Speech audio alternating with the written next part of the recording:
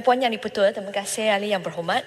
Kementerian Komunikasi dan Digital KKD melalui Jabatan Penyiaran Malaysia dan Pertubuhan Berita Nasional Malaysia bernama sentiasa membuat liputan berdasarkan kepentingan masyarakat untuk memastikan penyebaran berita yang tepat dan cepat kepada masyarakat berdasarkan pengalaman media yang telah dipraktikkan sekian lama.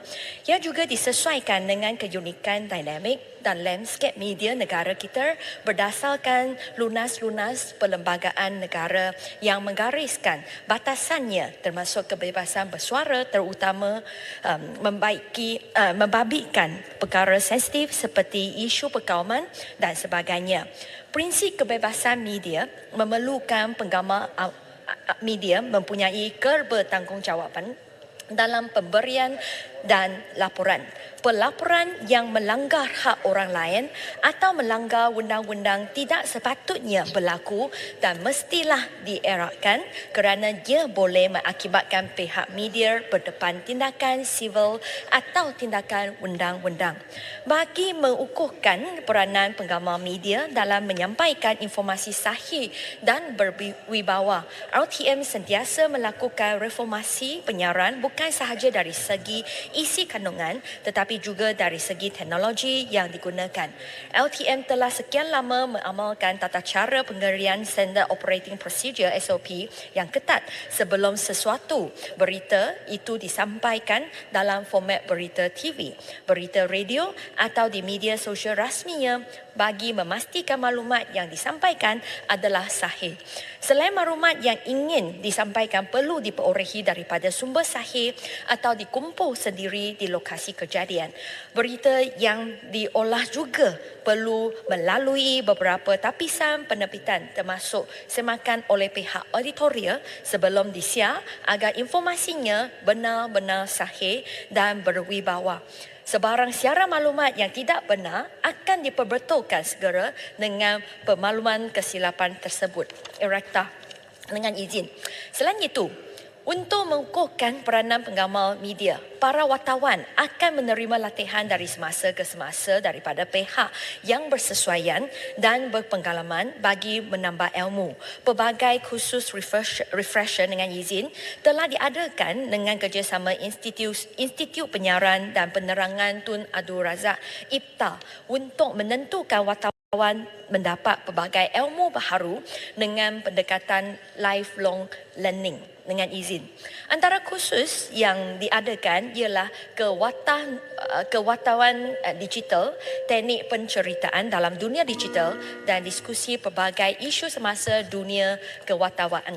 Dalam mengukuhkan peranan penggambar media juga, KKD menerusi Jabatan Penerangan Malaysia JAPEN telah memperkenalkan sistem penggunaan kad pengakuan media iaitu dokumen pengenalan diri kepada penggambar media yang bekerja dengan agensi atau syarikat media yang telah didaftar dan diperakukan oleh kerajaan secara rasmi.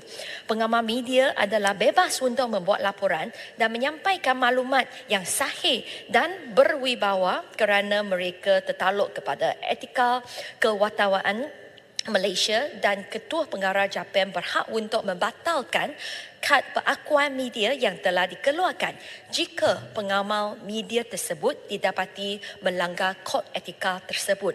Jumlah kad yang telah dikeluarkan bagi tahun 2023 ialah sebanyak 2,942. Selain itu, Content Forum yang merupakan forum industri yang ditubuhkan di bawah Atau Komunikasi dan Multimedia 1998 dan berdaftar di bawah SKAM berfungsi sebagai organisasi kawasalia kendiri Self-Regulatory Organisation dengan izin bagi kandungan media elektronik di Malaysia. Content Forum bertanggungjawab ke atas penghasilan dan pelaksanaan Kod Kandungan Komunikasi dan Multimedia Malaysia, Kod Kandungan. Ia merupakan garis panduan lengkap yang merangkumi amalan terbaik, best practices dan kod etika yang terpakai dalam ekosistem kandungan di Malaysia. Selain sebagai komitmen dan sokongan kerajaan untuk terus meningkatkan kebebasan media di negara ini serta membantu pengamal media menangani cabaran yang dihadapi, kerajaan secara dasarnya telah bersetuju untuk cadangan menubuhkan Majlis Media Malaysia sebagai sebuah badan kawasalia kendiri melalui akta yang berkaitan. Cadangan penubuhan Majlis Media ini mengambil kira peranan majlis tersebut untuk mempertahankan kebebasan media di negara ini dalam menyampaikan maklumat serta menetapkan kod etika yang memastikan pengamal media melaporkan berita secara berintegriti dan bertanggungjawab. Sekian jawapan saya. Terima kasih. Dedang. Terima kasih Muhammad Timbalan Menteri, panjang jawapannya, komprehensif, ada plan, ada rancangan. Saya rasa persoalannya ialah antara kebebasan media dengan pelaporan yang berunsur fitnah, ya, ataupun yang berlanggar dengan tata susila masyarakat Malaysia. Jadi saya ingin petik satu berita yang keluar baru-baru ini dalam sebuah akhbar Inggeris, bahasa Inggeris, yang mengeluarkan petikan daripada sumber luar berkenaan dengan satu berita. Sebenarnya berita tersebut ialah propaganda Israel, tetapi keluar dalam akhbar di negara kita. Saya telah berhubung dengan Chief Content Officer mereka dan mereka telah tarik balik laporan tersebut, tapi benda itu telah terkeluar. Jadi apakah langkah-langkah yang boleh diambil secara immediate sekiranya berlakunya pelaporan yang berunsur fitnah, yang berunsur tata susila, yang berunsur dengan 3R, yang menyebabkan kucak-kacir rakyat dan negara ini kerana pelaporan-pelaporan yang begini? Terima kasih. Terima kasih Yang Berhormat Redang terhadap soalan tambahan tersebut. Saya memang akui dan saya rasa semua ahli-ahli yang berhormat tidak boleh nafikan bahawa kadang-kadang memang media juga boleh buat kesilapan. Selain daripada artikel yang disebut olehlah Yang Berhormat Redang, kebelakangan ini saya juga mendapati bahawa sebuah berita, portal berita yang menyatakan bahawa hutang negara sepatutnya adalah 1.07 trilion. Tetapi dalam laporan mereka salah sebut. Mereka buat grafik dan cakap bahawa hutang negara adalah 1.7 trilion. Itu juga satu kesilapan yang sangat besar. Apabila saya hubungi Editor-in-Chief, mereka setuju untuk padamkan dan tukar dengan infografik yang betul. Jadi apabila kita mendapati kesilapan seperti ini, apa SKM yang akan buat adalah kami akan hubungi media, organisasi media tersebut dan minta kerjasama mereka untuk betulkan kandungan yang tidak betul. Dan ini saya juga perlu menegaskan di sini bahawa semua media, pengamal media ada tanggungjawab untuk pastikan kesahihan berita mereka.